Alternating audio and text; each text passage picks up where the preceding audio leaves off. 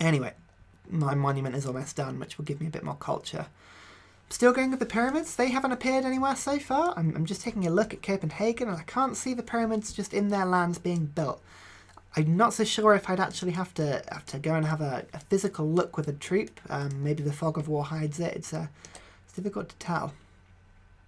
There we go. There we go. I'm friends with Milan for killing that, which is great because I get 3 culture per turn, which is, you know, normally I'd look at that and go, that is nothing. What are you doing? What are you even doing? There's no point here. But 3 per turn, admittedly, is actually doubling what I've got at the moment. So I will take that. That is not a bad result. Where was the other camp? The one for Jerusalem. It was down here, wasn't it? I think that was the one Jerusalem wanted me to take out. Yeah, this one. Right. Down I go. Down I go to sort Jerusalem out. Okay. I'm going to kill this guy, and again, I bet you the Danish guy will just appear, scoop up the gold for me. There we go, here he is. Oh, God. I have a feeling I know who my arch enemy is going to be on this.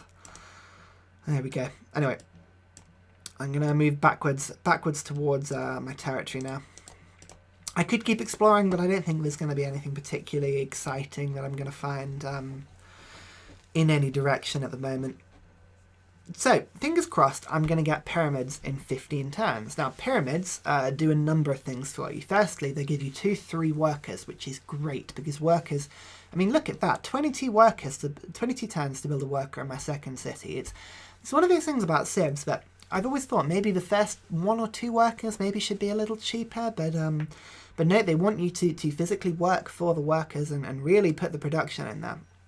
So actually getting 2-3 workers is almost worth the turns that it costs to build the pyramids as it is. But on top of that, the pyramids also make tile improvements. So building farms, building mines, building quarries, building camps, all that sort of malarkey, 25% faster, which is across your entire empire. So for a wide empire, when you know, I'm looking at this map, and for a wide empire, I want to be taking as much of this as possible. I plan on being, you know, every space and more.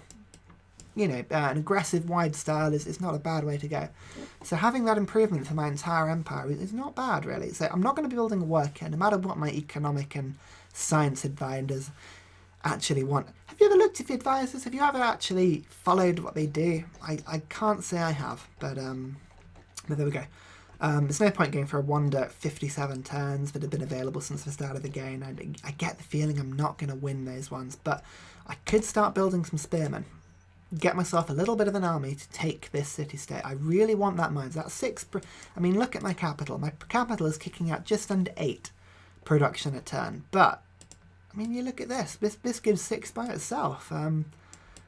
That would be so nice to have. I could see myself enjoying that. So here we go. I'm going to keep going south. Hopefully Isabella and our good friend... what's his name? Harold. Bluetooth. I should remember Bluetooth. It's like a terrible, terrible pirate, isn't it? Hopefully they won't have killed it already. But you never know, really, do you? Marble. Someone wanted marble. Was it Jerusalem? They did. You see, look, that's not a bad. It's not a bad place to have. I mean, I'd anger the Chinese, but I get the feeling I'm going to be angering everybody with my expansion, so we can't take that. Can't take that too seriously, can we? As long as I keep a decent standing army, you know, I'll be able to repel anything but the most serious of attacks, which, to be honest, that's part of the fun of playing a wide empire. You really push what you can get away with everyone you can. There we go. Hello. I'll take a shot at you. Mombasa's become uneasy at a barbarian encampment up there. Mombasa. Food. Now, maritime.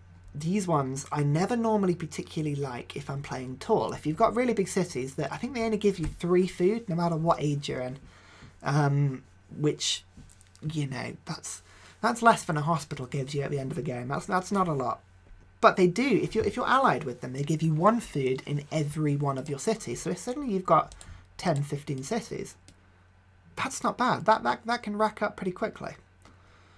So we'll keep an eye on him when we get a bit bigger. If I get myself 2 or 3 2 or 3 friends, it's good. I could do a lot of benefit for my wide empire. Now, a lot of people think if you're trying to avoid growth, you're trying to avoid unhappiness issues. You think, well, let's keep food down to a minimum. We don't want our cities to grow. But oh, Hail Selassie, he wants a friendship. Yeah, let's give yourself a friendship. I bet he's second bottom. There he is. I really need to start looking. Oh, but he just you got to wonder if you get the Liberty Wonder, if you get those pyramids, I'm not going to be happy. Maybe he just made another city. Maybe. Who knows? But yeah, as I was saying, if you're playing wide, actually by getting extra food in your empire, what people don't realise sometimes is that for every citizen you've got in a city, you actually need to be constantly producing 2 food for each citizen. So actually, you can see food plus 0 here, but I am actually making 6 from Mosenkani.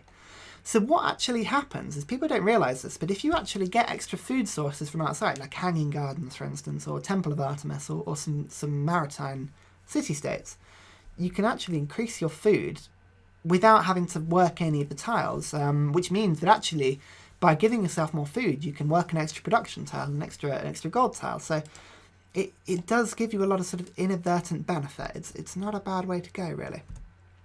So we'll take a shot. Take a shot at this camp. Let's see how this goes. Where am I bringing this guy? This archer. What's he doing over here? Come on. Don't just lurk on the edge of my borders looking shifty. Bucharest doesn't like a nearby encampment. That's not nearby. They should change that. That is false advertising. That is... No, I don't even know what that is. That's in the dark and scary. Now, I'm fighting a lot of barbarians. Honor is tempting at this stage. It doesn't give me any extra culture, but it does let me get extra culture from kills and gives me a little bit more ability with them, which is useful. Especially whilst getting an extra... So if I get collective rule down here, this gives me a 3 settler. Yay! An extra city gives me third number city, which at this early stage of the game, before 2000 BC, having 3 cities, that's not a bad start.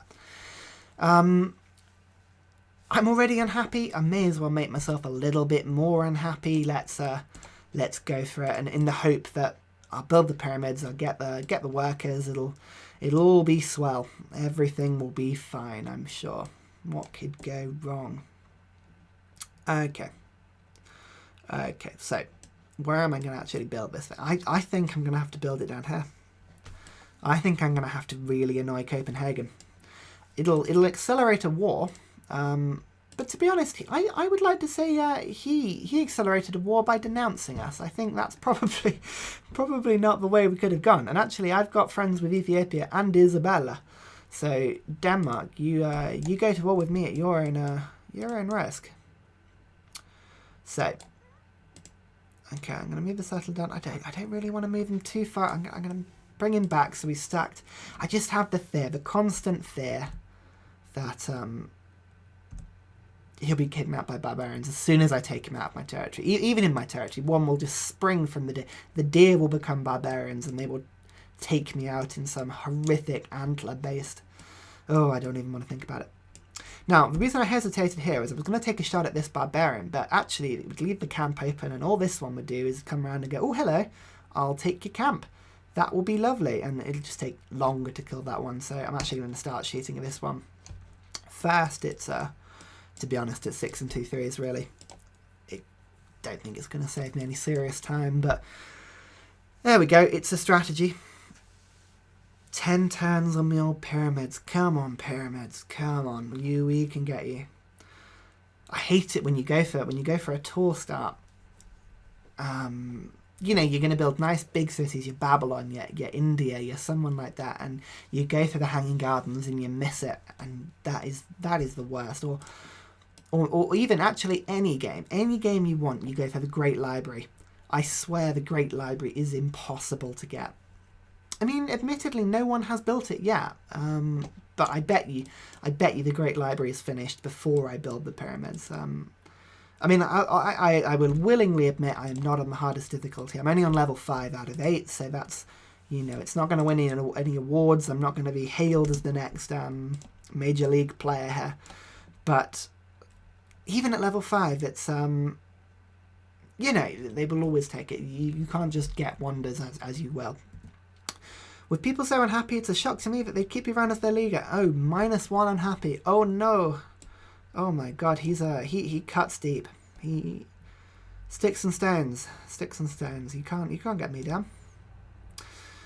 Oh, it hurts. It really hurts. There we go. Some promotions. Way. Again, I'm going to stack the barrages. You want to get to level 2 or level 3. That's a settler. Hello. I mean, it won't. The problem is, it's always, again, false advertising. You think, oh, wonderful, this is going to be a nice free settler for me. It never is. As soon as you kidnap a barbarian settler, unless it was your settler, you get a worker back. But still, at this stage, I have no workers, so you know, I would not say no to that. Okay, settler will be moving down this direction, followed swiftly.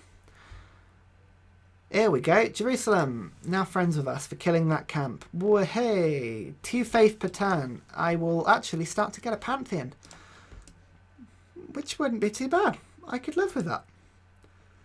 I have a feeling I'm going to have a lot of pastures, a lot of camps, that sort of thing with all this elephant. So maybe one of the sort of that sort of upgrade. I've got a bit of desert. I could go for faith on the desert, but I have a feeling that I'm not going to win Petra. And if I don't win the Petra wonder, there's no real point focusing on desert tiles, I find personally. Now, where have these guys gone? They have disappeared. They can't have escaped into this. They're going to have gone misdirection. There we go. Here they are. Come back here.